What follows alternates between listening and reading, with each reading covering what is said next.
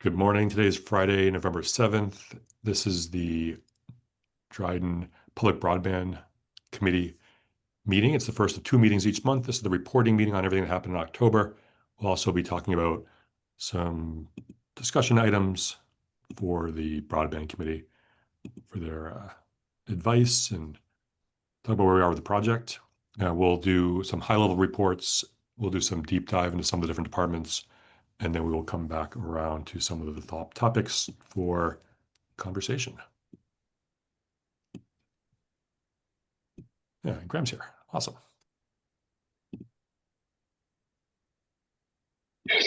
Sorry, Dave was running a little late. That's right. I can see most of you on the screen. I mean, most of Graham on the screen. So October, we now have 487 paying customers. We added 11 more in October. We did have a huge 98 inbound requests. That's our biggest number, I think, since January. And monthly revenue climbed to 26,620 in October. We added 0 parcels. Construction is going on now. It started in October, but we are still at that 30.9% of the town having access to service. The Freeville Extension RFP was awarded. Work started October 27th. This is a 900 plus parcel project, 25 plus miles of fiber with a 60 business day build plan estimated. I think we're considering the start date of that to be Monday, November 10th, even though we started some underground work ahead of time. We're actually counting the aerial and splicing as the start of the 60-day timeline. So if it starts on November 10th as day one, by the end of the year, we're about halfway through. On December 30th would be day 31, and day 60 looks like February 12th. So aiming to have these 900 parcels, 25 miles of fiber, completed, constructed, spliced, and ready to go around February 12th. So when we look at the map, that's the goal timeline to reach.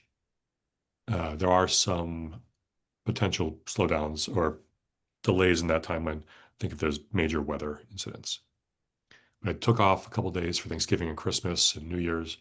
So aiming to have that package done around mid-February. Next, Empire State Development Board did approve our increase of our project. It went through the public hearings. We should be getting a copy. We have a copy of it that went to legal and was gone back to them. And we're just waiting on $1 amount, which should come in the next 5 days. So we can sign the grant disbursement agreement sometime this month. It's already been pre-authorized by the town board that Jason signed it. And then the accounting team, Amanda Anderson and Matt Kennest, will put together our reimbursement request. I think it'll probably go in later this month, early December, and we're expecting somewhere between a 60 and 75-day turnaround time on that first reimbursement. So that's the first of the 4 reimbursement requests from the project. Network audit is 50% plus complete. The Freeville POP region is done, and Clarity Connect has moved on to the Pinckney, Yellow Barn, and the CO parts of the audit. And finally, account management and inventory findings. We mostly me, and with a little bit of help from the integrity team and some help from Amanda too, went through the entire sign-up list through the end of October, and we're at about 1,400 or so people have signed up so far, and about 147 of those records had an unknown or missing status, somewhere between when they signed up, when they went through intake, and when I started looking at it, unknown status. Some of those are in the green zone, some of them are not. Some of them are tenants, some of them are not. So we're working through that. I think it's down to like about 80 now. I've kind of burned through the first 70 of those in the last 3 weeks. And inventory management, Matt has done an awesome job going through. We assessed where we were at a very high level for inventory, and we realized the documentation we had needed to be reviewed. So Matt went through and did a physical inventory in the CO, as well as in both connexes and in the yard. So we're kind of bringing that into alignment with what we thought we had and putting some new processes in place on inventory. So pretty busy month. Probably about a dozen other things happened, but that's kind of the high level of October. Dave, is there a concern with inventory? So for example, if with the Freeville timeline, the Freeville expansion timeline and the number of parcels, is there a concern we're going to get a big demand for inventory that we don't have? On the installation side, Yeah. I think we're good. We have, Matt probably could tell you the number, but I think we have like roughly 500 Plume devices, ONTs, and drop cables. Okay. Those are the three main components. Right. The connexes are very full. Good. So All right. I think we're good. We can do a double check and Yeah. kind of stay out of it. Well, my We're concern, definitely- I mean, you hear my concern, right? Is that we've been, there's been sort of this using of inventory, and with the way these construction projects are scheduled, there's the potential that we could get hit with a large demand all at once, right? So it's that's the only thing I'm concerned about. Hmm. And some of this stuff has pretty significant lead times on it, right? Some does, some doesn't, but some does. We, again, I don't know why I say we. I went through that list of the now over 1,550 people who signed up. For the people who are in what we call the purple zone, which was service not available, I've subcategorized about 2/3 of them so far into neighborhoods. The biggest neighborhood is Town of Caroline as a separate group. We have over 135 people signed up in Caroline now. A month ago, we were at 90. So we've added, 50% more signups in Caroline. And probably from two things. One is the groundbreaking last week, and the other is Mark Whitmer put it in the quarterly print newsletter for the Town of Caroline. And basically, as soon as people got it out of their mailbox, they came to the website and signed up. Right. With the other neighborhoods, I'm through about 2/3 of the list, but there's still about 400 or so that I haven't categorized. I'm starting to understand like what's it look like for people who are in this Freeville expansion zone of the 900 parcels. How many have already signed up? And then from there, what does West Dryden look like? What's Etna look like? Ellis Hollow, Bethel Grove. I broke into about 10 different sub-neighborhoods.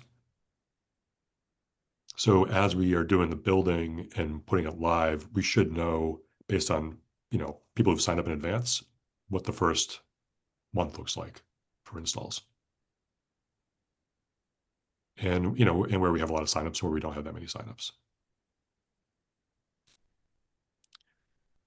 But that being said, Matt and I can do an assessment on installation inventory.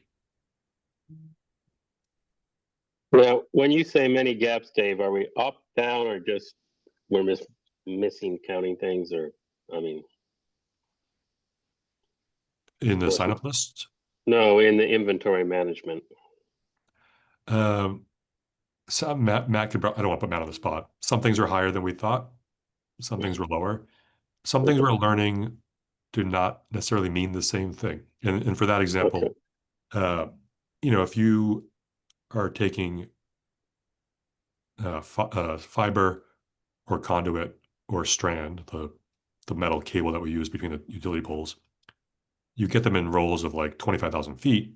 You put them out there, you bring back the unused amount, you can tell how much is unused. Well, 10 segments that are 300 feet each does not equal one segment that's 3,000 feet long. Because you want these big, long pieces for the big, long runs. They're not actually useful in some cases. So in that case, like we quantitatively, we have this much, but when it comes to physical strand, fiber, and conduit, it's the big pieces that matter, not the total of all the little pieces. I don't know if we could assess that things are missing. I think things just weren't accounted for. Like things were used and they just weren't updated in the ledger. Okay, so it isn't disastrous. It's just not. in great shape. Great shape. So we're just putting it in great shape. Yes. Okay, great. Sure, there's a good metaphor for the difference between not in great shape and disaster. It's something we're assessing and working through and identifying. Mostly right now is we're bringing this new alignment. So when we go to Vantage, who's putting together the inventory needs for the expansion, not construction, we know what we really have. If we think we have 3,000 feet of conduit and it's actually 10 pieces that are 300 feet each, we need to know what that really means.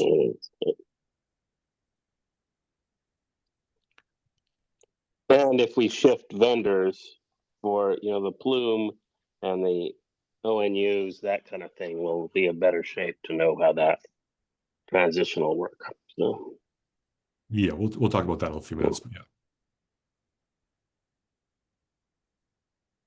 Okay. I must say I can comment a little on the audit because I've noticed that on nearly all the boxes that I have seen where they're up on the the splitter boxes, they've all got numbers now. There's numbers on the outside of the bigger boxes, and so they're obviously doing a good job of labeling all that stuff, and I assume you're GPSing each one. So yeah, looks good. Yes, I was in your neighborhood collecting signs to use other places in town, and I looked up and there it is, like whatever, number 137. Clear, labeled, you can call it in. We can send someone there like this is splice case 137. Like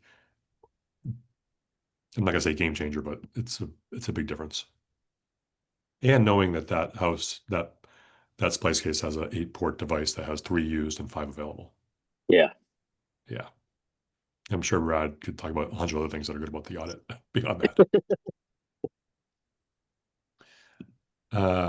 The scoreboard, we're down to 14 months left. We are at 258 parcels, about 10% reached so far. We've done 53 installs. We'll break this out into the Caroline versus Dryden installs next year once we bring Caroline online. We're recalibrating the number of miles completed to 5.1 out of 147. Previously, we were counting some miles that were non-MIP and kind of the sum total that were non-MIP, but were also part of construction we had been planning to do or had done. So we're bringing it into just the ones that count to the MIP project and what has been completed. So that gives us the 5.1 miles. And the number of unserved and served unserved and underserved we reach is the same as it was last month. The bigger scoreboard is we have 419 days to go, which is 13 months, 3 weeks to complete the remaining build. And that includes all the construction, the splicing, as well as doing 400 installations that are paid for by New York State. I won't update this slide every day, but I will once a month. So we're tracking toward the deadline. The deadline, as I share with Brad and Amanda, is 3 p.m. on December 31st, 2026. So it has to be done. We're not going to continue working until midnight that night. The deadline is 3 p.m. So that's where we're getting to. If you go to our SharePoint page, which I think a lot of you have access to, there's a live countdown down to the weeks, days, and minutes to the deadline. That's where we're at. Any questions on the scoreboard or the countdown? Well, I'm curious what Brad thinks about it. No, he just turned his camera off, so. Yeah, my question too. Thank you. It's to me, I've been saying it for months now. It all comes down to electric make ready. If we can get those make ready packets cleared in a timely manner, which we do have again a fair amount of crews in market. They've been doing a nice job. There are a couple concerns on electric make ready that I'll address in my portion, but just the quantity of miles to build. If we can get that electric make ready cleared, I have no concerns. Okay. That's a big if though, Tony. I know. I'm I don't know if you can hear it in my voice, but I'm a little nervous on this timeline, but It's a Yeah, lot to from a- build.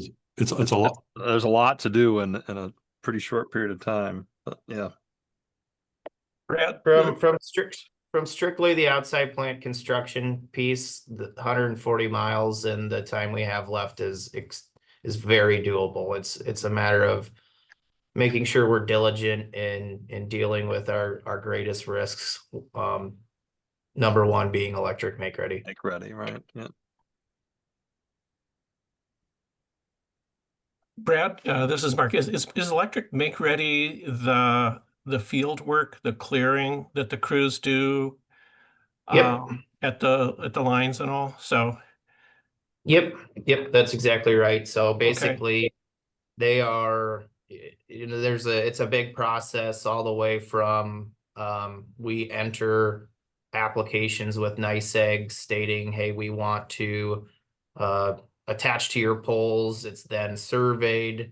It's then, engineered by a third party on this is what, needs to happen to create room for your attachment. Ultimately, it's then bid out to multiple of these crews that are capable of working in the power space and doing that electric make ready work. Once bid and awarded, they then come and do that work. It's a lot of pole replacements at times. It's a lot of moving transformers. It's a lot of secondary retensioning to make sure there's appropriate clearance to meet NESC code so that when your plant is installed, it's all up to specifications. Great. Okay, thank you. I just will report my observations from where I live on Yaple Road and also 76 Road, which is a long county road. I've seen crews of Denella, NICEAG, and Ironwood out, I would say, furiously working in at least the last couple weeks, if not longer. An electric utility pole was replaced this last week on Yaple Road, so I'm seeing lots of activity where I live in Caroline. So Yeah, and that's going to continue to grow in Caroline. mm, A lot of our focus is there's a couple, or let me put it this way, the last month or so, our focus has been with those crews finishing up a lot of the make ready work in the Freeville RFP package to create nice runway for Syracuse. Now that that work's complete, they're going to kind of spread out a little bit more and finish the rest of the work. It works a little bit better. You stick all 8 crews in that one small Freeville expansion market. They're kind of tripping over each other a little bit. But now that we've got a lot of that buttoned up, it's going well. But that, to me, that's still our biggest risk. great. Thanks very much. Brad, have we submitted all the permits, or at least all the requests for permits now, or there was some sort of tracking of that at one point that we did? Yes, all poll application permits are submitted and in process. Actually, and we can jump back to this even in my section, Dave, but I could give a real quick synopsis of where all of them are at. There's only, I believe it's only 5 of the 50 plus applications that we've submitted that haven't cleared the design phase. So Okay. it is progressing through their processes quite nicely. And those 5 were ones that, Vantage Point kind of came in and submitted here a couple months ago as areas that were missed but needed. So that sounds very positive, at least. So Yeah, we can bring that tracker out. As the project has expanded, both because we're operating a live business as well as constructing 140 miles in MIP plus another 50 plus non-MIP miles. The the level of detail that we're putting into this particular report monthly, it could be 3 hours. There's a lot of stuff. I think regarding people asking or not asking if work's being done, when we are doing this permitting process and NYSEG owns most of the poles, they are driving around checking out their poles themselves. Ironwood is a subcontractor, I believe, of NYSEG that is doing a lot of the tree work. We're not hiring them, but NYSEG is because they know that work has to get done. I would probably say that in Caroline and Dryden, any utility pole that's being replaced in the next 18 months, or that has been replaced the last 6 months or the next 6, is from this project. As we go through and they assess where we're gonna put our fiber, they're realizing some of the poles are old, they're not tall enough, they need to be replaced anyway. Sometimes they charge us for that, sometimes they do it and they pay for it themselves. So you see the Ironwood holding down, like making 1-lane roads for tree work. It's related to us. NYSEG vehicle is related to us. Danella is one of our 2 subcontractors for electrical make ready. They're the ones moving the electrical higher in some cases, or moving the other lines, cable, telephone higher. HRS, or H. Richardson & Son, is the other main company. HRS has a forestry subdivision that they use that does all of the forestry work, tree clearing for HRS projects. You'll also see NYSEG and Vantage vehicles driving around. So if they're out there, it's part of the Dryden fiber expansion into Caroline or just in Dryden. And as I shared a couple times in the past, this is not going to be like the normal that you're going to see all these vehicles here forever. It's during construction of this. In 2 years from now, there'll be very few vehicles.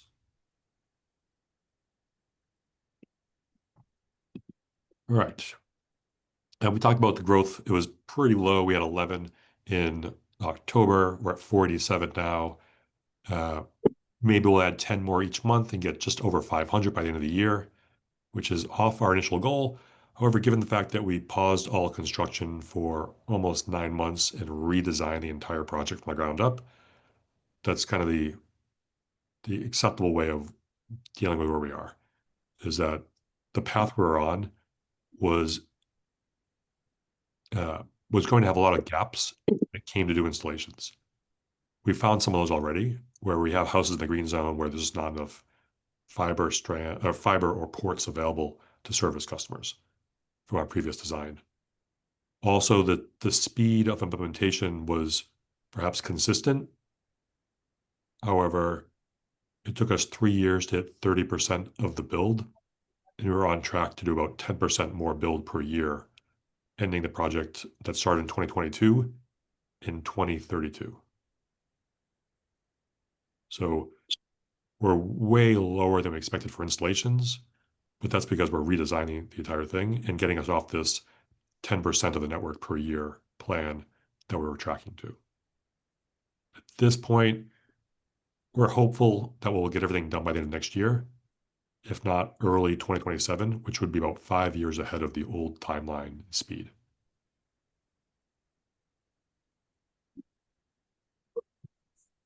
On the demand side, demand is speeding up. We're now at 1564, and a huge number of those are in the service not available. They're ready for it. 644 plus people have signed up and are ready to go as soon as we have it in front of their house.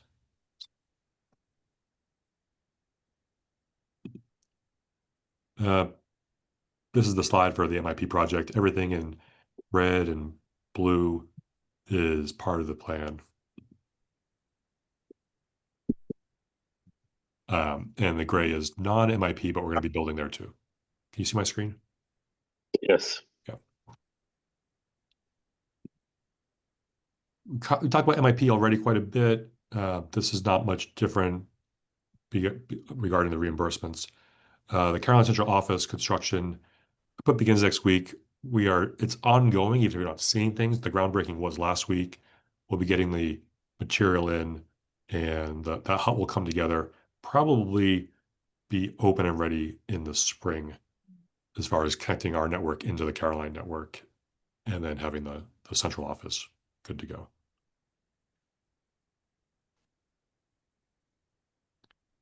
And is that work getting done by a contractor we've hired, or is Caroline DPW doing it, or what?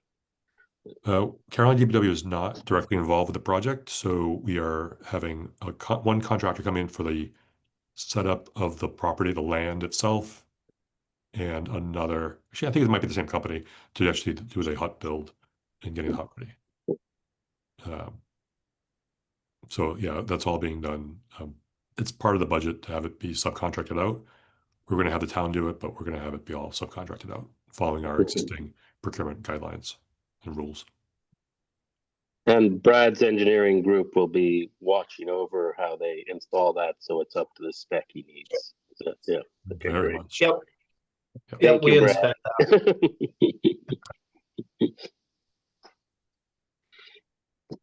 Awesome. There's starting to see some green on here. So I've moved this to project 1 being the Dryden MIP North, which is the Freeville expansion. Project 2, Dryden MIP South, is everything else in Dryden. And then Caroline MIP. That was both west and east. Now it's just Caroline MIP. A lot of design materials are with Syracuse Utilities for the underground, and they've started to construct. The partner splicing is not quite where we want it to be yet, but this month we think splicing will start and then be ready to go in December and January. And then as time goes by, we'll be pushing out the other 2 projects out for bid. They'll get awarded, and those projects will start to turn green along this table on the right. You have an estimated bid date update, Dave? Fred, do you have those for? I Greater don't. Dryden? We just met with the internal team this morning, Graham. We kind of had an all hands meeting. Because Dave asked the same question yesterday, and so I'm expecting to have that answer early next week on when those 2 projects will be ready for bid. Okay.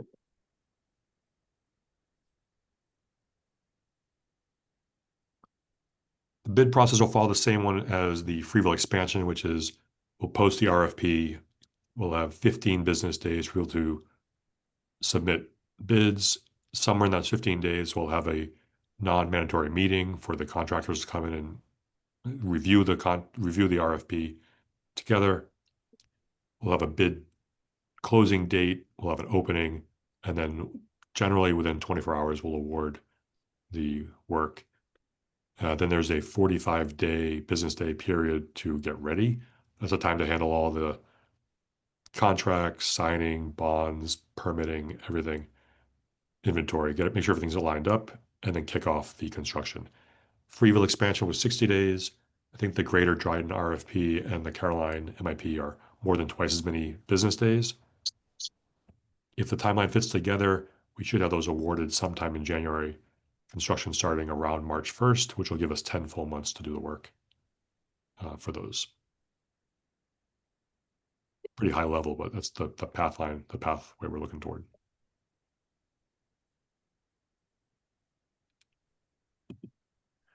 Well, let's do some team reports. I want to focus, start with Amanda with customer base and finance. Amanda? Good morning. So below here, you can see the customer base as of November 1st. Basically, continual increase in new customers. The decreases are due to people moving, most of them moving out of town. I do have one that's moving this month, but they're moving their current driving customer, moving to another current driving customer, but that'll be in November. So going through that process of equipment movement and accounts and so on. So basically all the decreases are only because of people moving.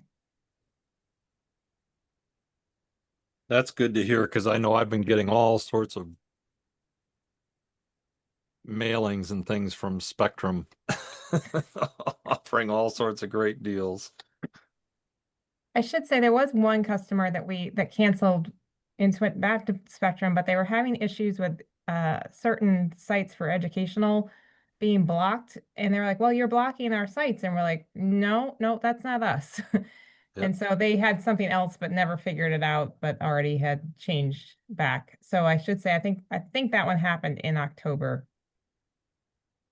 I don't remember Interesting. if Dave, if you remember, but it's in the past 2 months. It was a situation of, Yeah, and they that didn't was contact support to really get it solved. It was likely something in the plume configuration that was blocking anything. It's possible, but unfortunately they didn't reach out to support to really Yeah. clear it up. So, Yeah. so we try to, anytime somebody's like, hey, I need to cancel my service, I usually try to say, hey, we're so sorry. Can you, Yeah. just, Yeah. are you moving? Try to be conversational and see if I can get just for feedback for us and what's working, what's not working. That's good. Yeah, we've started to track the people who have left. I think we're at about 24 now in total over the course of, I guess, 3 years. We started our first customer in November of 2022.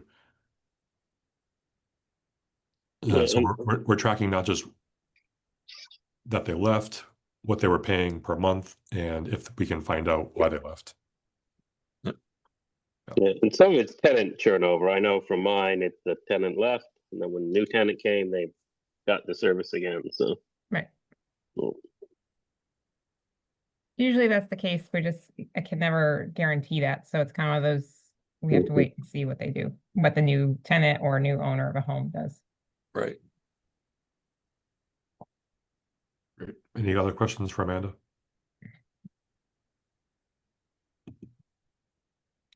Oh no. Oh, it's blacked out again. Dave, I did change this.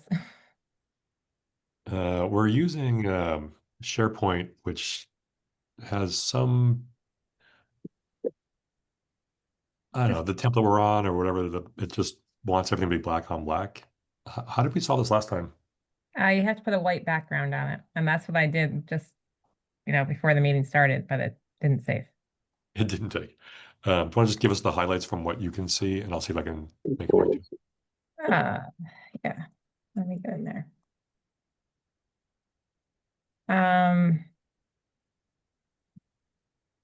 And basically, yeah, I can't see it either until I go into another file. I just have to go into a different location to see the data.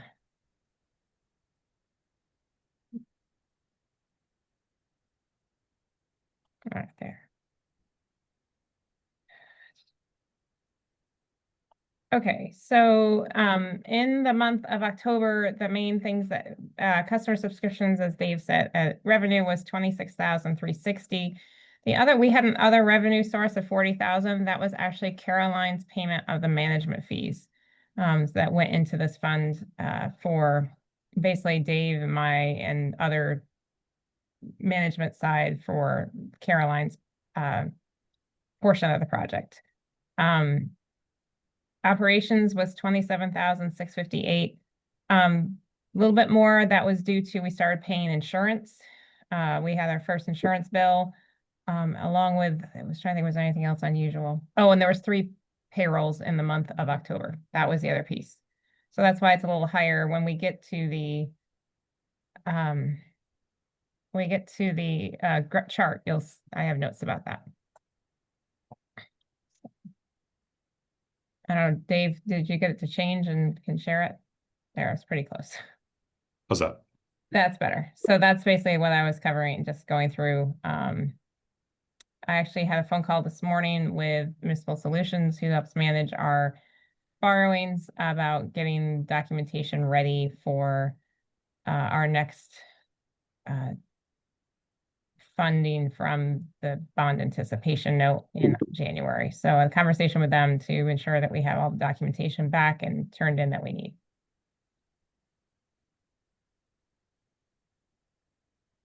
Any questions for Amanda?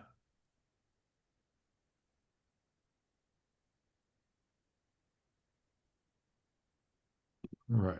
We'll go with this chart. Yep, and so this is showing our operation expenses and revenue. I added one more line in here. This is a trend line for our expenses, because as you can see, they do go up and down, sometimes pretty dramatically. Sometimes it's just timing issues. Sometimes it's certain things we only pay once a year. So I just felt like we needed kind of something that shows like what's happening with our expenses to even it out. So you can see, like I said, in October, it's a little higher, but we had 3 payrolls in the month. First insurance bill were the 2 main pieces that caused that to be higher than the average. So, Amanda, do you have a projection of when we're going to break even again? So we aren't even, we're sort Yeah, of gone it's so downhill again. yeah, so Graham, it's kind of a challenging because obviously it's going to depend on how quickly our revenue goes up, but then obviously those expenses that are changing monthly at times, whether it's because of the timing.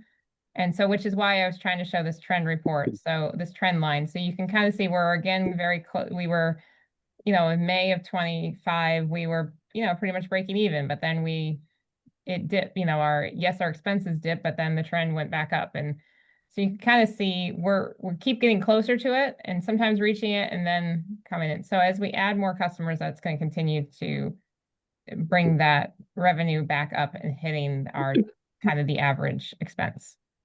Do you have an idea of what that insurance was? Because that was really an add-on that we didn't have before.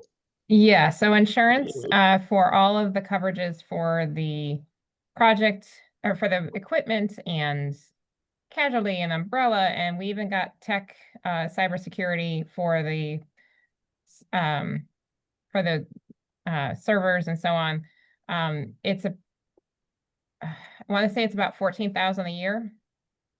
Okay. But that's for everything. That's umbrella, that's even a little bit of flood insurance. And actually those are all required. Basically, I had to do levels that were required by the GDA. So I made sure when we were getting quotes that they covered, all of the pieces we need for the GDA. So it's basically adding 1K a month. So, okay. So that would mean that our projections before, so we would have been lower. Yeah. Okay. I got it. Thank you. Yeah. And projections that I'm starting to work, that I've been working on for 26, 27, and 28 are actually taking all of that into account. And things are going to continue to change. As we add more poles, we're going to have more pole rental expense, which is an every 6-month expense. And so everything like starts creeping up incrementally as we either add customers or add available parcels.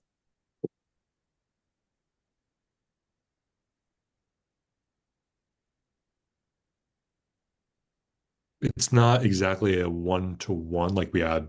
If we take the current expenses and divide it by 500 customers, and then we add 500 more, it's not exactly a one-to-one. There are some places where the amounts are more flat, where we'll have the leverage, actually have more revenue coming in to pay for installations or pay for other construction. This year, if we had had 500 more customers, the expenses would not have doubled. As you said, like insurance is flat, 14,000, whether we have 500 customers or 1,000 customers. But also, if we only had 100 customers, it would still be $14,000 a year. Yeah, but we had estimated, I thought the break even was going to be around 500 or a little 4 to 500, I thought. Yeah, I mean, it looks like in Right March, April, June, July, and September, we broke even or above. But those spikes up and down. We've had to add staff. There's so many factors that go into this. And I think when Dave and I worked on projections, we worked on them back in the late winter, early spring of 25. And I've had to completely revamp them just recently as more information came in and insurance got added and staff and, all of those pieces are a continual update. So this is, kind of a snapshot, but not really no good projections yet. Or we're trying to get projections, but we're still developing them. Yeah, and also we had a very low. You can see that the income didn't go up very much this month, so which is expected because of where we are with the construction and everything. So. Yeah. All right. Customer service, Andrew's here. Any highlights, Andrew?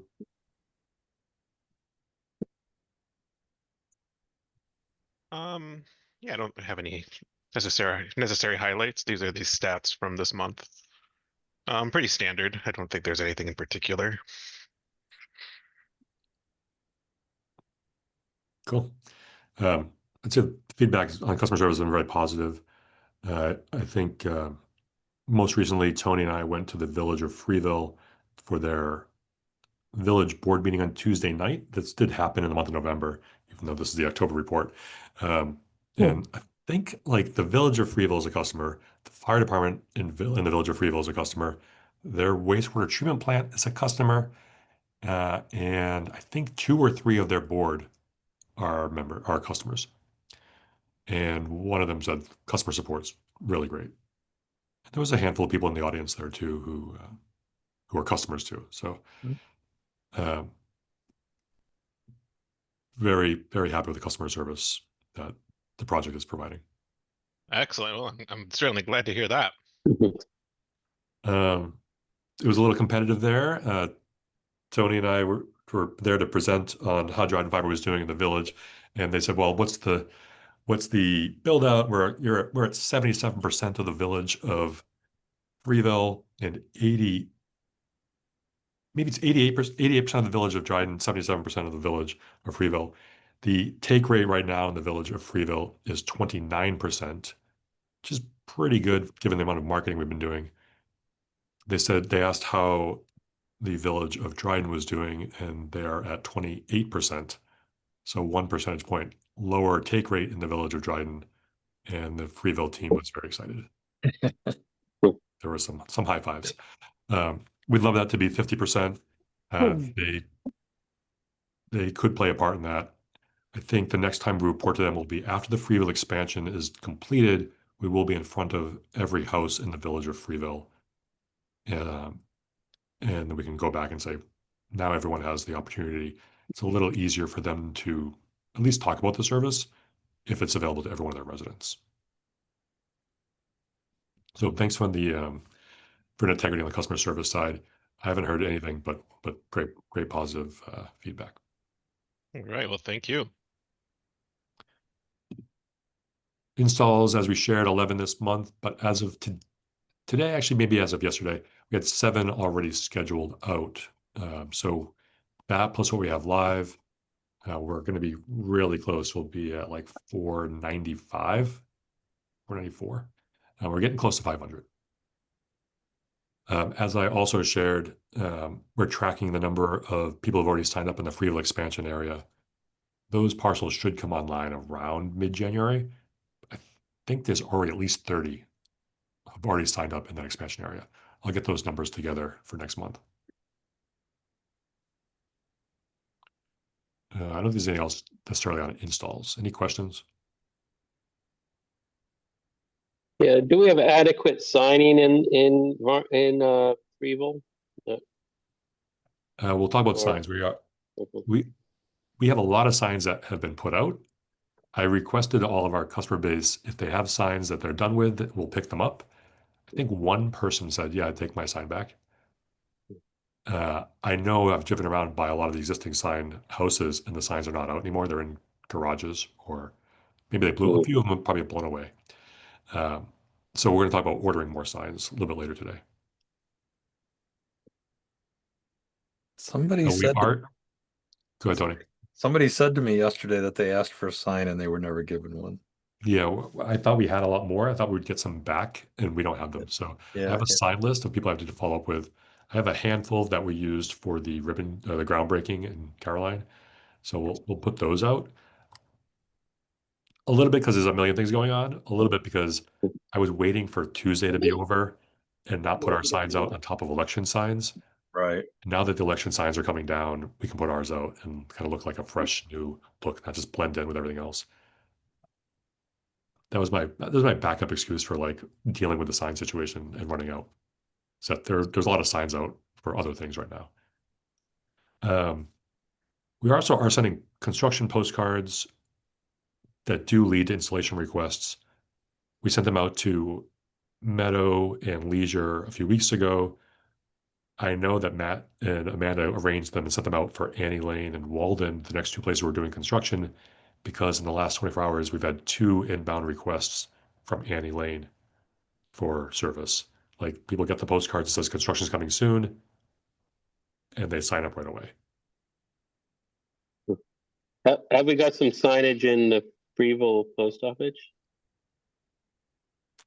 I can check. We might have some there. Cool. We put them up in a few other places. I know they're in the post office. or Yeah, was. I put them in that. Yeah. If you know someone in the village of Dryden or the village of Freeville, it's likely that they are in the green zone, 77% and 88%, not 100%, but you know, 3/4 of the people. All right, this is two very full slides on MDUs. I'm not going to go to every single one, but I'll send over this report later today. Brad and I are working with a member of the Vantage team. Her name is Veronica Vollers. She's helping to manage these as a project manager. We also have 2 or 3 engineering resources who are going on site to help do the drawing out of the plans. I'm working with Scott Brennan from Integrity to do some site visits, talk about technology within some of these MDUs. We're making some progress. We're visiting sites, we're presenting proposals, and we're going through plans. It's not happening as fast as we'd like, but with everything else going on, we are making some progress. This is focused on mobile home parks, of which there are at least these 9. This next slide is about apartment buildings and other areas of town. I'm happy to answer any specific questions if people have them about any of these projects.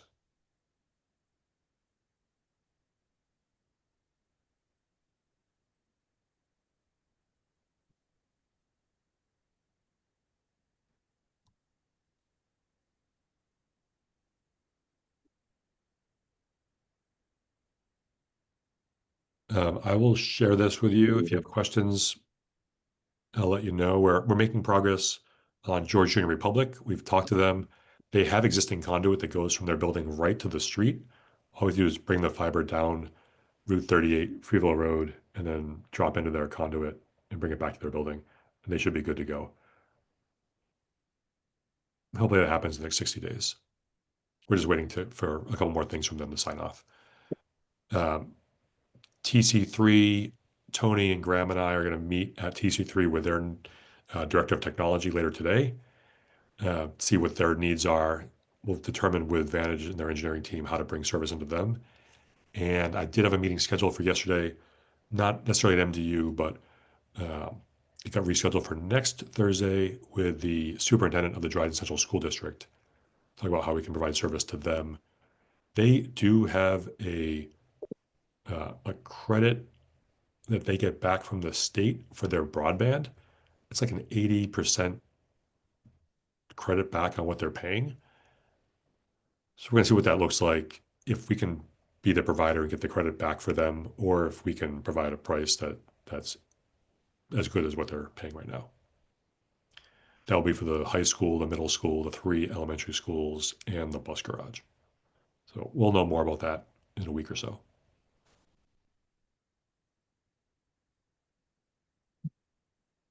They know the capacities that they have and things like that. That kind of That'll be part of the conversation, part of it. Yeah. what their needs are. Yeah. Yeah. Many of these are not just like go to our website, fill out the form, especially for TC3 and the school district.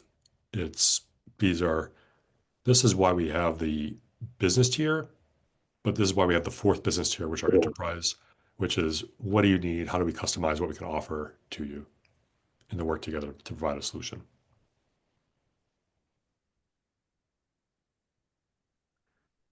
All right, marketing, though, we'll focus on the right-hand column, which is 11 new customers in October, which is more than September. Inbound requests, we had 98, which is the most we've had in a single month since January. It doesn't even show it on here because I moved it to quarters once you go back 6 months. So a couple of reasons. One is the big burst from Caroline, but also summary, I think on Nextdoor, there was a conversation about Fiber Spark, which is mostly in the city providing fiber to apartment buildings around campus. They were talking about moving into East Hill and then into Ellis Hollow, and that got picked up by the Ellis Hollow community and responded to. There were people who responded who said, hey, I live in Dryden. Instead of having Fiber Spark invest in building all the way across the city, across the town of Ithaca, and then into Ellis Hollow, Dryden Fiber has probably a year head start on the permitting and the polls. and the planning, sign up with them. And literally, like within 24 hours, we had like 35 signups in the Ellis Hollow community. I think almost in some neighborhoods, like 70 to 80 to 90% of the neighborhood is signed up already within Ellis Hollow. So between that and Caroline, had a big boost in our numbers. Other notable things on the users on the website down the bottom half, 538 users, 464 in the month of September for October report, triple that in November. Same thing happened that happened a few months ago, which is about half of the visits were from China last month. Not really sure why, but we had about 500 visits from China and another like 400, I think, from India. So somehow we got picked up. They're direct hits to tridentfiber.com. They're scanning the website. Yeah. They're hitting it pretty hard. Yeah, they're looking for vulnerabilities. So They're probably looking to get into the network too, by the way. Yeah.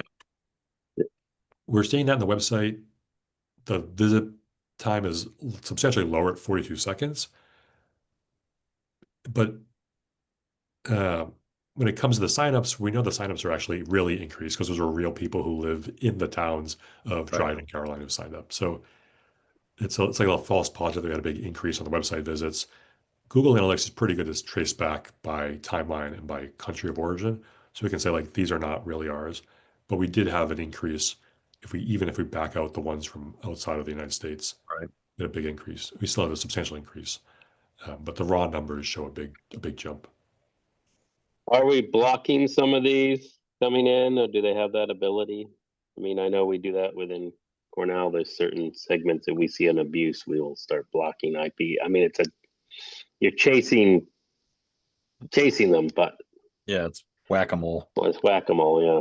We do not have a position in the team for that task. If that's something that we need to do, we should think about what that looks like to hire someone to do that kind of. Who's hosting our website? It's all cloud-based. Cassie might know. It's like Dream Cloud or something with the word cloud, and GoDaddy for the domain. Yeah, I know GoDaddy's that's the DNS registration. I think that's for DNS, although maybe It's fine. I know Mike, the guy that set it up originally. I just can't remember what it's where it's hosted. I think we have the domain was registered one place, the DNS is a second place, and the hosting is a third place. Right.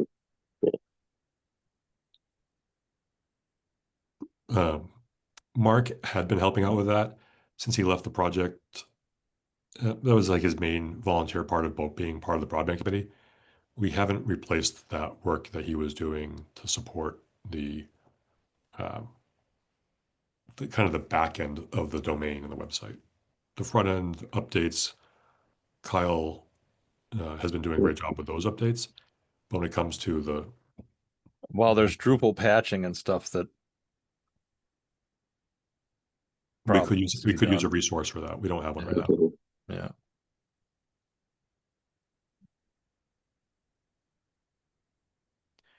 If you know of someone, otherwise we can add that to the queue of things we can't get from volunteers that we need to hire out.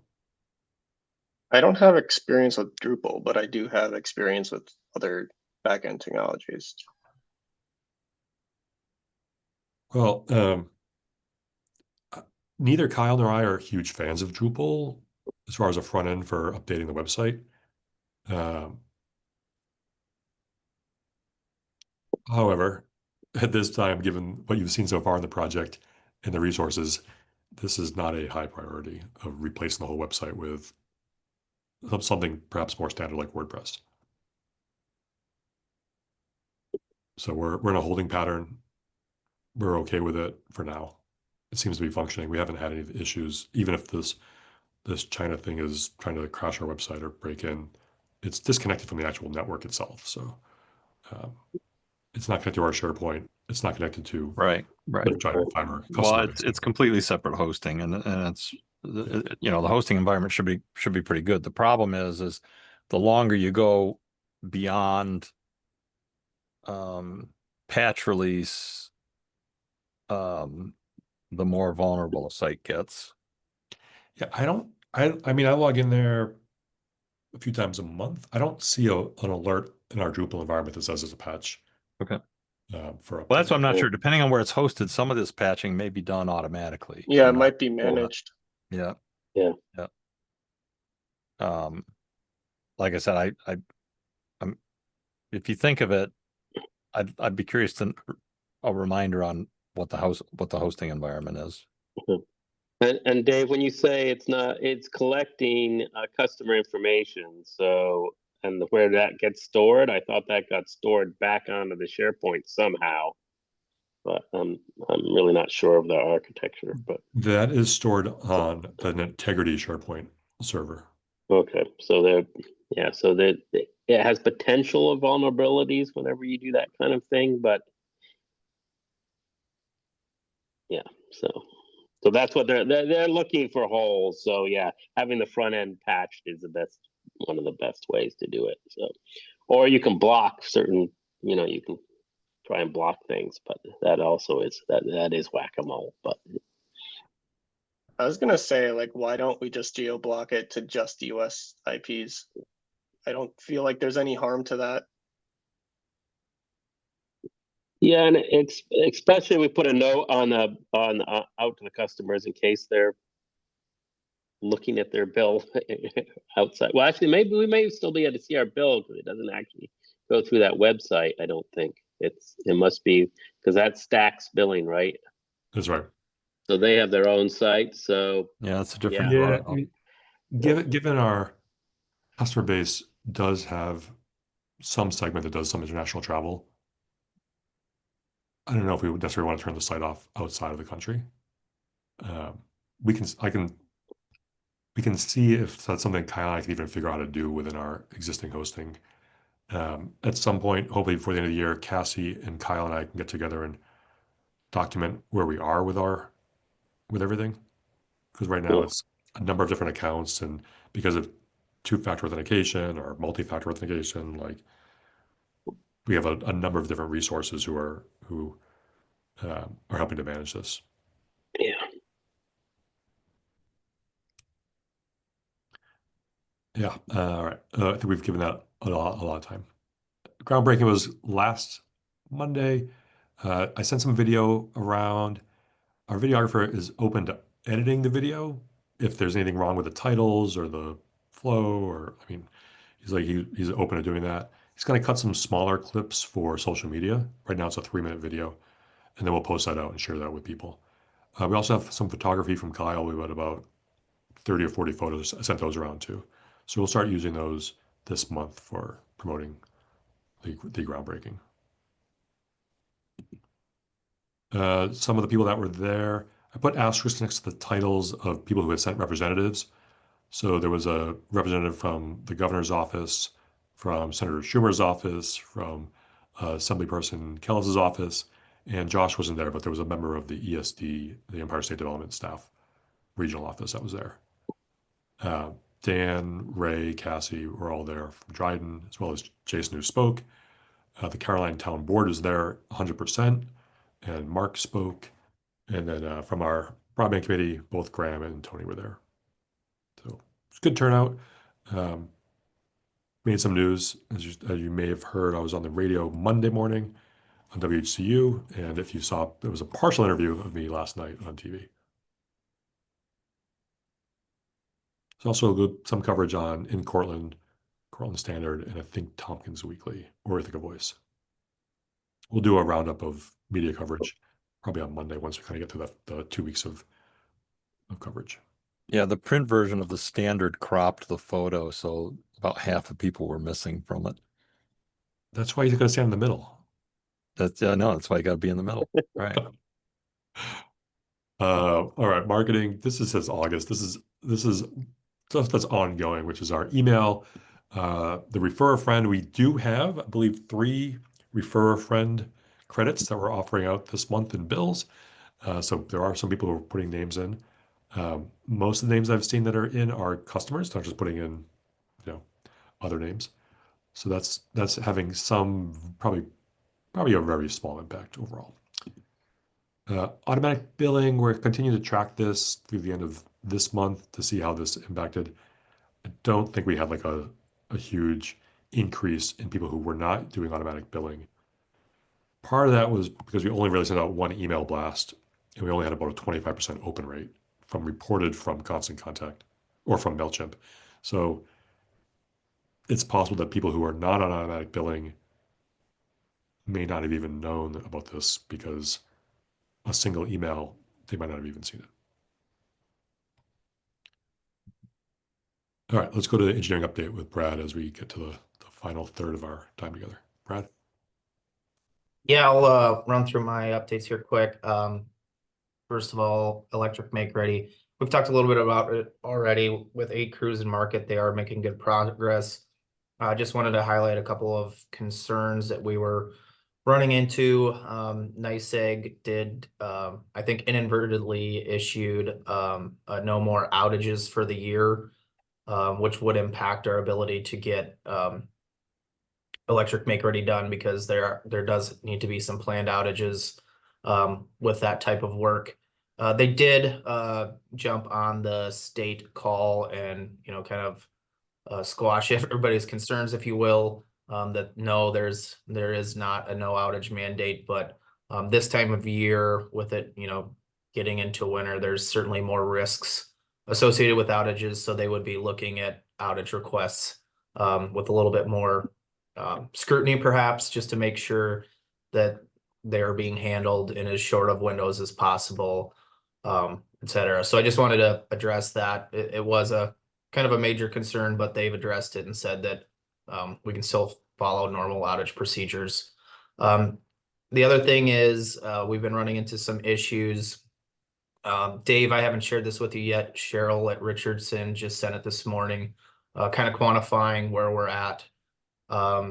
There seems to be a shortage with NYSEG of 25 kVA transformers that's impacting our ability to close out certain pole application permits. And with those pole application permits, if there's 150 poles and 2 of them need new 25 kVA transformers, we can't close out that particular application and deem it conditionally licensed for attached for Dryden Fiber until all that work within the package is done. They have been giving them to us kind of in slow releases, but it is having a slight impact on closing out some of those electric make ready permits. Again, Dave, I know I haven't shared that email with you yet, but I did have Cheryl, one of the partners with HRS that's doing make ready, kind of quantify where we're at so we can be aware of how big of an impact that's actually having. And also we can, share that with the state and see what we can get done with the Connect All office. In terms of construction, we talked, oh, go ahead, sorry. Yeah, can I just ask a question there? So, but that isn't actually impacting Sean's construction now, is it? Because those permits were already done. So our actual construction of the wire and hanging, those were all clear on, right? I think there's one perhaps that we're still waiting on, the 25 kVA transformer issue. I can look into that and report back to David. He can share it with the committee. Yeah, I think most of the Friedel expansion permitting electrical make ready is done. Most of it. Yeah, I think there's just one that's impacted, one of the permit applications that's impacted by this. So can't remember if it's like Dryden 11 or 8, perhaps, Dave, but I can get Dave that info. We can share it when he shares the deck. Yeah, I think the previous standard was a 10 kVA, which they had on hand, and then they said, you know what, we're gonna pay for Dryden to hire this work out to go do it. We may as well upgrade everything that needs to be upgraded. It's end of life to the 25s, except they didn't have any in stock. If there was something that could slow us down, we found it so far. Yeah. Brad didn't even talk about the Beaver Dam. or the mud? Oh, yeah, that's, I'll be real brief on that. We had one permit application that I believe HRS is working on, that we had to submit a redesign request because when they attempted to approach the pole, it was kind of a flooded field and their trucks were getting stuck. Well, it turns out that, some beavers had dammed up something somewhere and kind of flooded the field. So we had to submit kind of a change order request, if you will, to insert a couple mainline poles on either side of said dammed up water to get the clearances we need. So that was an interesting one, first for me, and I think even for some of our partners we're working with, a first for them as well, that we've been impacted by beavers. Yes, you just have to just take it. Like, we'll find it. Yeah. There's some stuff out there. Oh, let's keep going. Just briefly on the construction, underground construction, as Dave mentioned, has commenced. We did that in kind of targeted areas where some of the information that was still trickling in from the Clarity Light audit that we were analyzing would not impact. So kind of isolated areas with kind of a buried community, think Leisure Lane, like Dave had talked about. So we issued them construction prints on that. Aerial and splicing work, we're finalizing those designs based on the information Clarity's provided.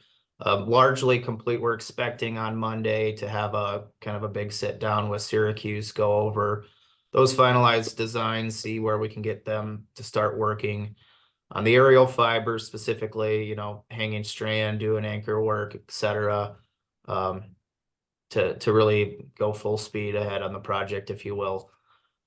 In addition to that, Clarity has done a nice job moving through that audit. The data they've provided is exactly what we needed. I think they've only got perhaps Yellow Barn and a little bit of the Dryden CO, if my mind isn't escaping me, to finish that effort up.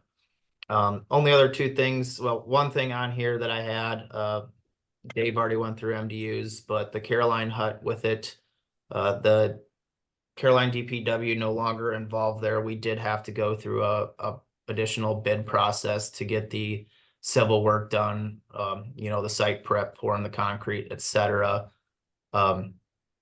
So that should be wrapping up here soon. So hopefully we can get that pad poured this year and the building itself placed. So it's kind of what I had from the engineering side here briefly.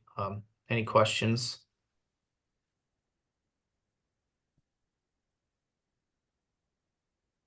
All right. Thanks, Dave.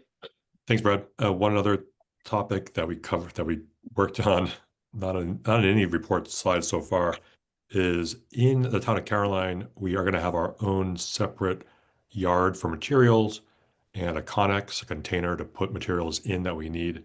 Once the hut is actually completed, we'll also use that for temperature control items like electronics, like our Wi-Fi devices. We have now ordered a container, a new connex. It'll go at the Caroline Highway Department yard on Valley Road, in the 800 block of Valley Road. There's also a fenced-in yard there that we'll be using for storage. We're coming up against a bit of a challenge of how to handle receiving materials.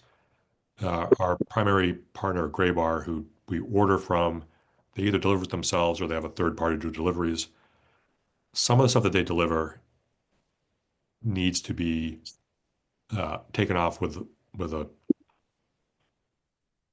not a hand truck, with a skid steer or a lull. Forklift, yeah. A forklift. There isn't a person to do that work, and there isn't the equipment to do that work. So Matt from our accounting team, who's also managing our inventory for the project, and I are trying to figure out the solution to this.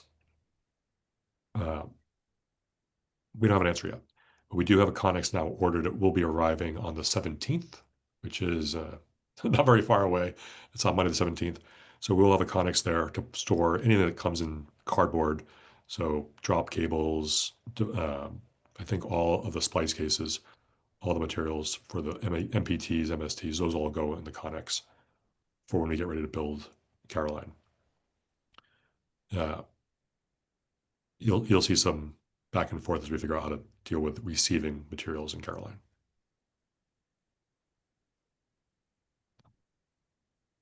I think that's it on construction things. But I want to thank Rick Young, who helped a lot on figuring out what to do about this, getting a Connex. How do we order a container? Like, I don't know, neither Mark Whitmer nor I have ever ordered a 9-foot tall, 8-foot wide, 40-foot long container before. So, Hey, Dave, can you just skip my slide and I'll be with you in a minute? yep. Thank you. All right, legal updates. I put orange. Empire Access Reciprocal Agreement has been completed. That's the new check mark.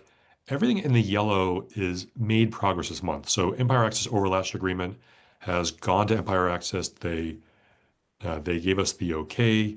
Now we're putting that in the format to sign off on Empire Access Overlash, which will basically say the 5.1 miles of overlash that we have will now be papered up and under control. DigSafe monitoring is kind of like in final back and forth with our attorneys and USIC's attorneys. That should get done and be before the town board this month.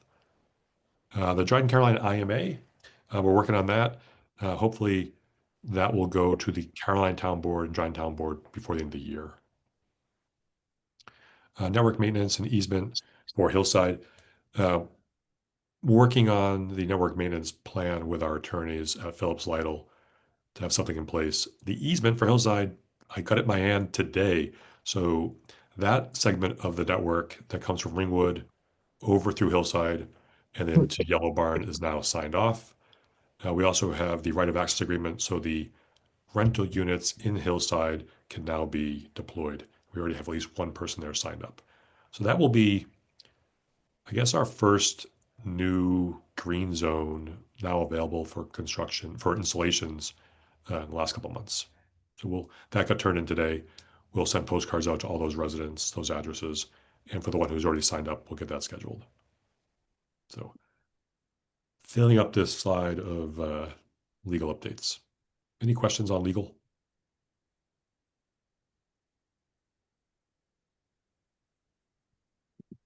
All right, discussion topics. We'll start with the map. The new map is on the website. However, it's at the very bottom. So when you go to the website, it has the current map that has the yellow, orange, blue, green. The new one has the yellow, orange, blue, and purple. It's showing everything in yellow is the Freeville expansion area that is now bid out. That has that timeline looking to finish around mid-February.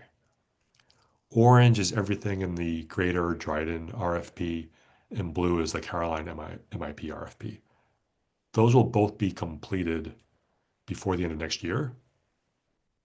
However, the individual neighborhood segments, we don't have them broken out. In general, there'll be two paths of prioritization.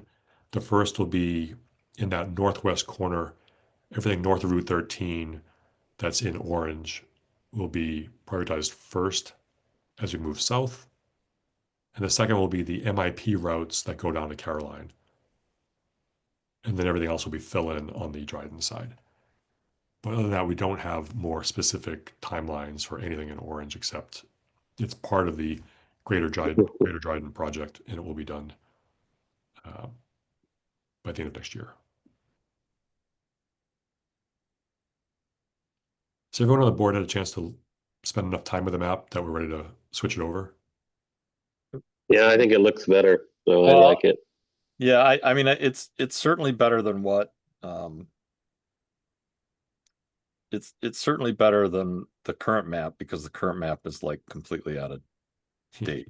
But the, I did show parts of this to somebody I know that lives in an area that was,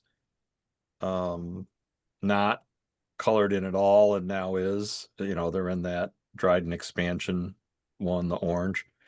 They're actually right next. I think their property line abuts the Caroline town line on Brooktondale Road. So they're actually in Dryden, but they're right next to the like the lot next to them is blue, Right. and they're now in orange. But anyway, they were, you know, they were happy to see that they at least have something. You know, I think the hard part is that, you know, a lot of this is going to be, you know, 26, sometime in 26, but people of course want to know a little more detail than that, but we really can't give it to them at this point, which is fine. It's just, you know, it is what it is.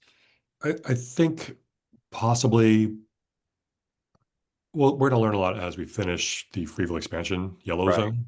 Right. As the orange zone gets bid out as one package, myself as on behalf of the project and Brad from Vantage and the winning construction company will work together to kind of map out like the prioritization, you know, Mhm. what comes sooner, what comes later, and like where we roll the trucks to start doing construction. Splicing will follow construction. We'll be able to say like this region is going to get Right. done first, Right. and then that maybe that becomes a different shade of the orange. These are like, you know, at the same time, like I don't necessarily want to spend a lot of resources updating this map every month with like. And I'm not saying we should. Yeah. Yeah, I'm not saying we should. Yeah. I mean, I think this is, you know, we're in timelines now, you know, I mean, we're basically saying the whole thing's going to be done by what, first quarter of 27, right? First or second quarter of 27 for areas that are not in. That's what, you know, electrical make ready Might be. and Yeah. other things. But yeah, that's the new goal and plan of what we're putting in place. And I mean, the MIP routes are going to have to take priority. That's right. There's no question about it because For reimbursement reasons, yeah, they have to be done before. Yeah, no, I like this map much better. You Cool. know, I'll move it to the top of the page and we'll message people and say, get more feedback from them. All right. I sent this email out about 10 days ago, maybe 7 days ago, about new messaging on the signs. I did not get any feedback from the Broadband Committee, so I thought I'd share it here. I'd love to order more signs. I'm okay with the signs that are there that say Dryden Fiber, your community, your internet. However, if we want to order 50 or 100 more signs and we want to change the messaging at all, the time to do that would be before we order 50 to 100 more signs. I'm not really a big fan of like design by committee with 16 people. So take a look at this slide. Take a look at the email I sent to the committee earlier, I think on the 31st. If you have anything that you love or hate, let's have a conversation through there. And then we can come to an agreement so we can place an order in November. All right, let's talk about this Sienna situation.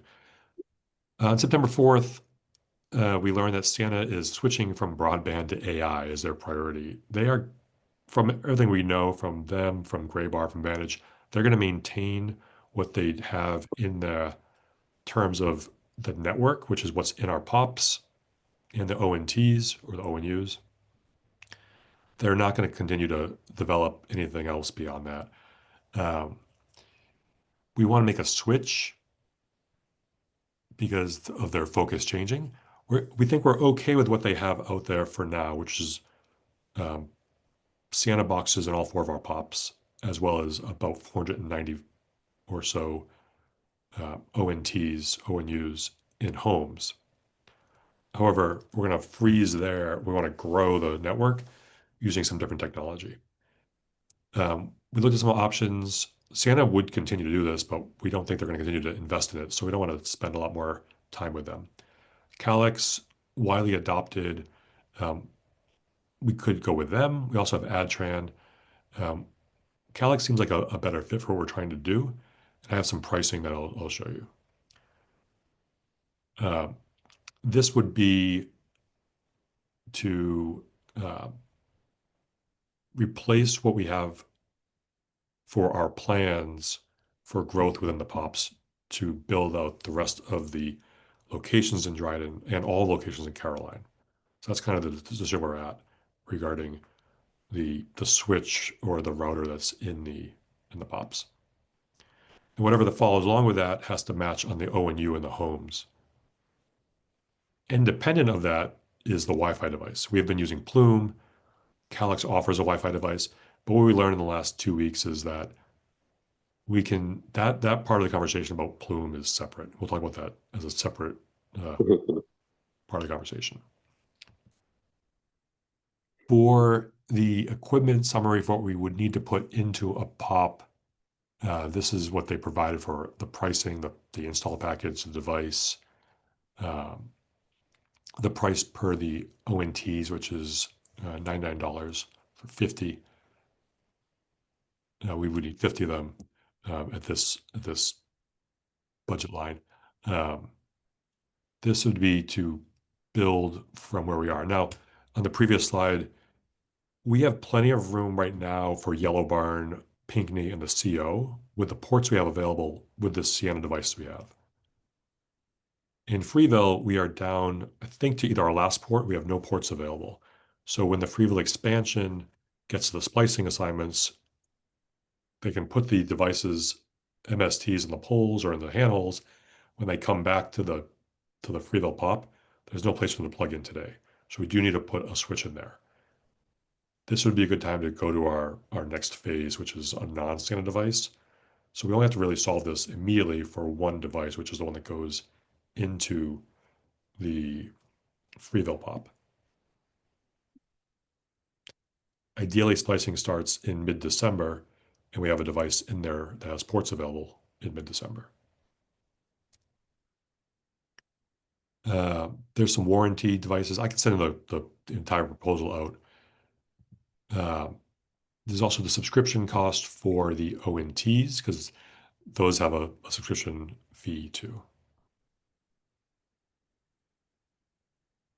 And finally, we put together this comparison of Calix and AdTran.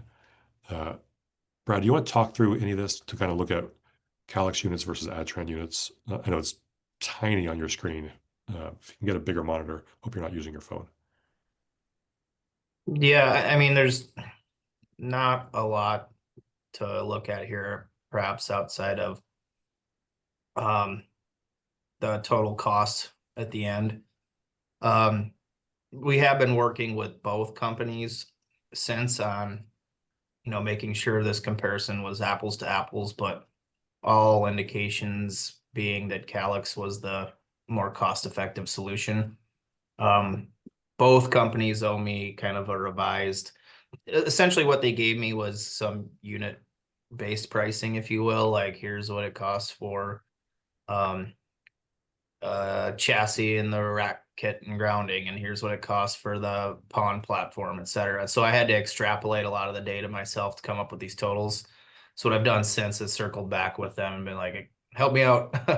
I can only do as good of math as I can based on the data you gave me. What's the actual cost when we look at this thing at a holistic level?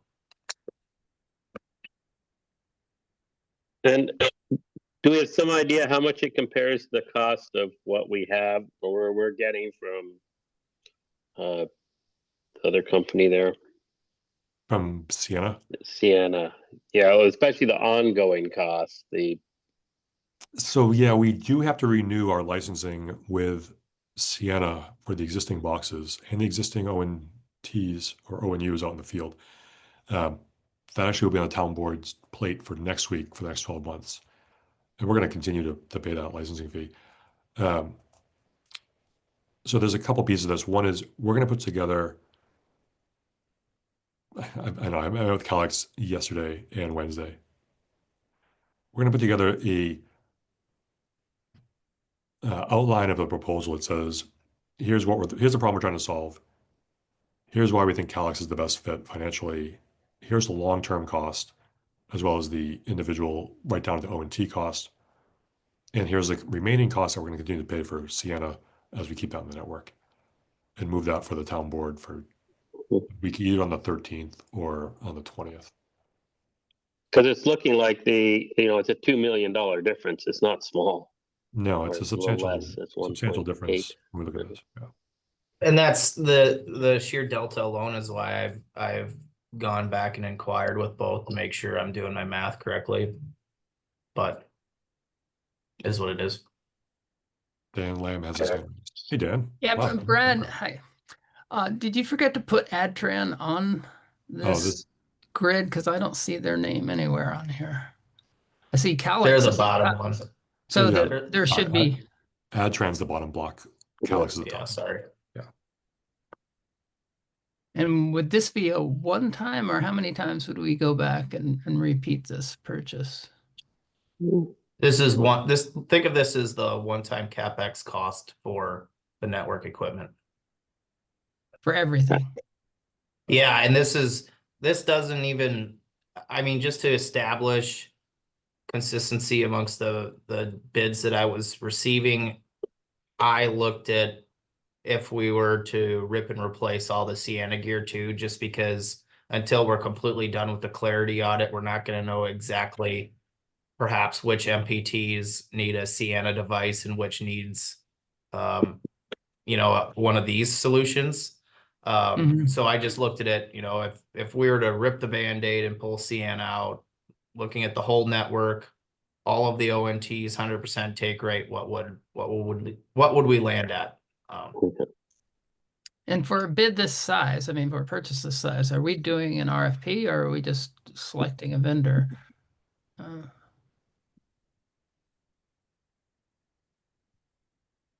actually, Dave and I had that conversation this morning about how this could go about, because the original Sienna was through a full RFP, as I remember, Yeah.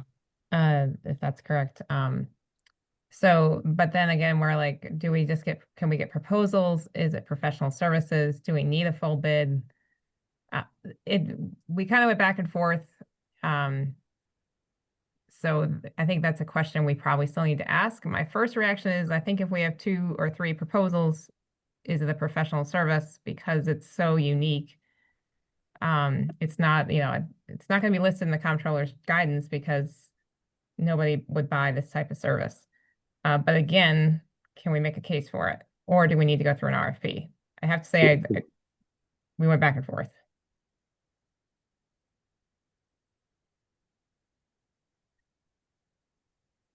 Seems like we would Yeah. go through an RFP for something of this magnitude.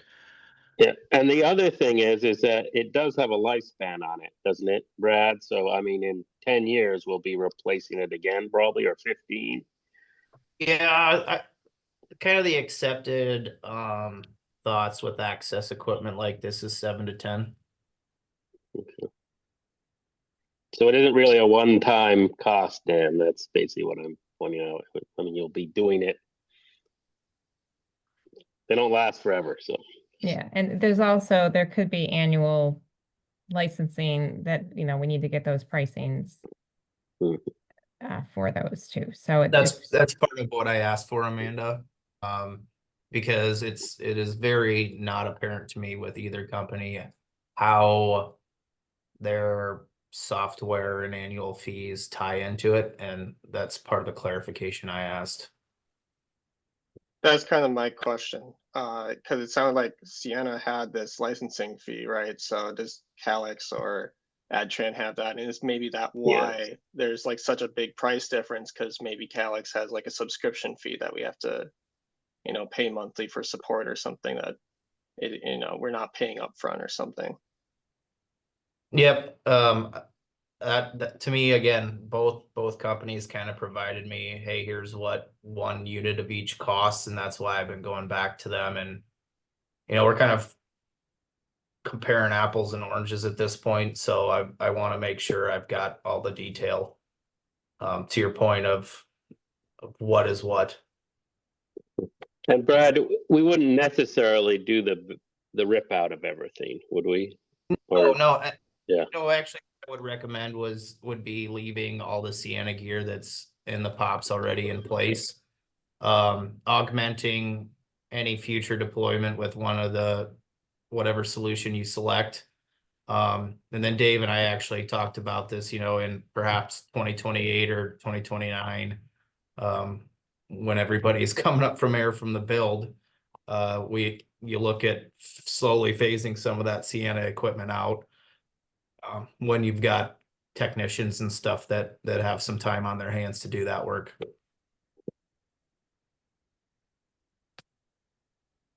So it sounds like right now, we need to solve the problem with the Freeville pop. So there needs to be at least one switch installed in Freeville, and then the Caroline would all be on whatever this new solution is that we pick, right? That's right. Yeah, the only challenge that's going to have is knowing which MSTs are on which switch in the Freeville pop. Otherwise, it's pretty straightforward. Yeah, we talked about that a little bit on the operations meeting. Yeah. As Graham mentioned, when he's looking at the splice cases and they're labeled right now with the black and yellow lettering, Mhm. and through the audit, we're expanding the audit of everything that's out there to have a column that says, is this Sienna or is Right. this another device? Right. The other is we're using the black and yellow labeling for what's out there right now, which is by default everything that's Sienna. We Mhm. could have the splice cases marked with black and white or blue and white or blue and yellow for Different color. all the other Yeah. all the other connections. So we're trying to think about how to operationally handle that. We had a good conversation with the installation and operations teams on Wednesday. It will be a challenge, but given that Sienna is going away from this technology, yeah, we're it's putting not everyone's position. it's not overcomable. And the only thing, eventually we will probably have to start swapping things out because we won't be able to get new ONTs for the Sienna equipment. It would be much better if we were Right. ahead of that than behind it. Yeah. So we're gonna move to this next phase of proposals, RFPs, try to get this all together and before the town board, either on the 13th or the 20th, so we can keep things going forward.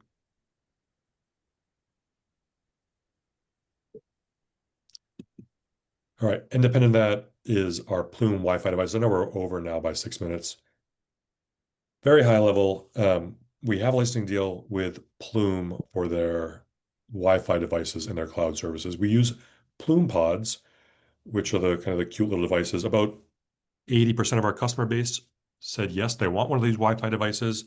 Of that, some percentage need 2 or 3 or 4 of those. I think one customer has 5 of them. I didn't know this until I think this week that Plume, the software company that does the cloud services, is likes to think of themselves more of a software company than a hardware company that creates these Plume pods. They have 140 options of hardware devices that can be selected by an ISP for deployment, not just the pods. The second is the pods maybe have always been this way, but we just didn't know this as a project. They are designed for mesh networks. That's why they're smaller, and they typically would be best used to have them 2, 3, 4 per house as a mesh network versus giving everyone one and then having them say, hey, it's not strong enough, I need a second one. We honestly did not know that until this week. And third is their cloud services rate is pretty low. It's 90 cents per subscriber per month.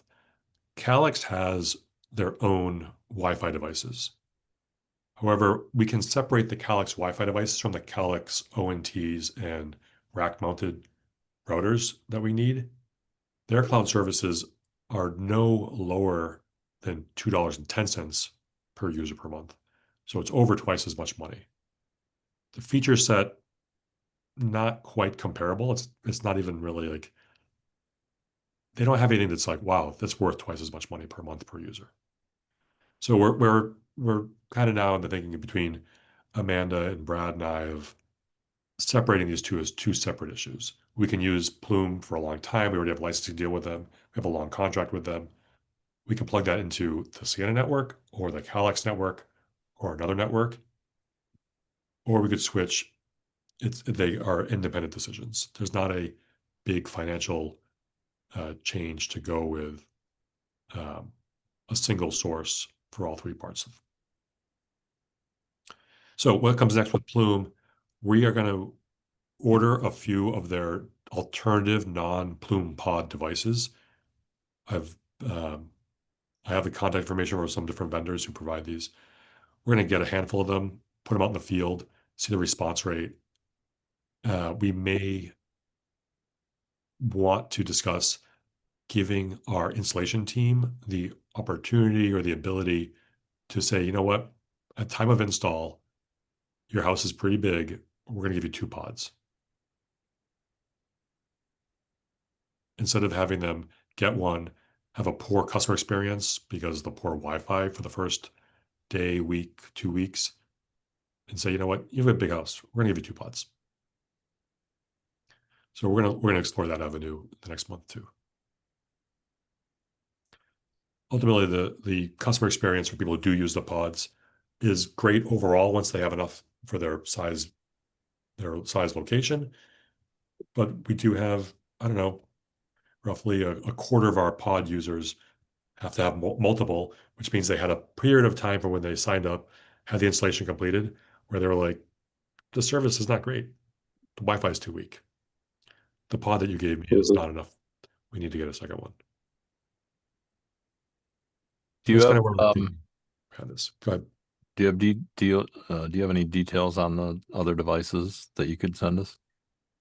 Yeah, I can send you these. Excellent. I can send you the website that shows the 140 different options. Okay. Yep. And I asked Andrew Hafner from Integrity and Scott Brennan to assess these and come up with a couple of recommendations.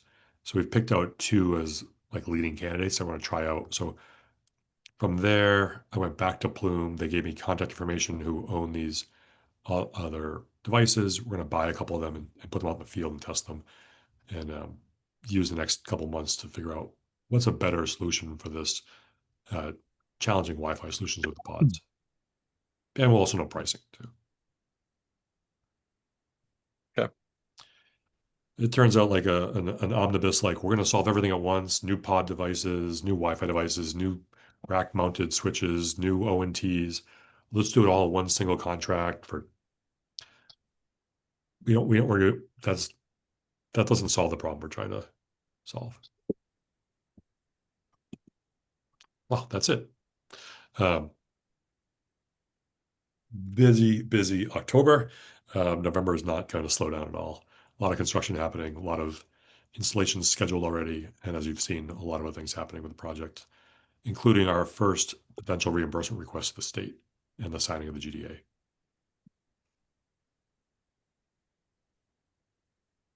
I see one question in the chat. Joel, okay. Please take a look at that email I sent about the signs. We'd love to order more signs, get them out there, and everything else. Any other questions before we wrap? I just want to say thanks, Dave, for organizing the groundbreaking here at the Caroline Town Hall. It was really great. And yeah, thanks to Cassie and everybody that pitched in to make that I thought a really good event. So You're welcome, and thank you, Mark, and thanks, Cassie. Cassie did a ton of work behind the scenes, from acquiring shovels to acquiring a tent. We were ready, rain or shine. And Mark for bringing in the everything else, people, the donuts, the cider, everything. Yeah. Good event. Dan? Thanks to the Speedsville store for the donuts, which were really good, and I think we had. Yeah, you guys did great, and I just want to add, a lot of good connections were made there with the state and federal reps that showed up, and it was really good to just brief Anna's staff, the governor's staff, Schumer staff on what we're doing, and they told me afterwards that they're just thoroughly impressed with the project. So that's worth something too. It's awesome. Great. Cool. Hopefully we'll have some updates from our meeting at TC3 later today. I'll pre-thank Tony and Graham for joining me, and Scott Brennan from Integrity, as well as a member from the Vantage team, to go and see what we can do to help TC3 get online. Are you going to be in the town hall before that if I show up a little early there? Yeah, I'll probably leave here around 1:45 to drive over. Okay. Our next stop in meeting then is in before- 2 weeks. It'll be on Friday, November 21st. Our focus will be on the finances and the budget for Dryden Fiber, mostly focused on the categories of construction, management, installations, monthly operations, and long-term maintenance and repair. So you get a good picture of like how we think about those in terms of the project for Dryden and for Caroline too. So that'll be in 2 weeks on Friday, November 21st. Thank you. Great. Thank you. All right. Yeah. Thanks, Dave. Thanks, everybody.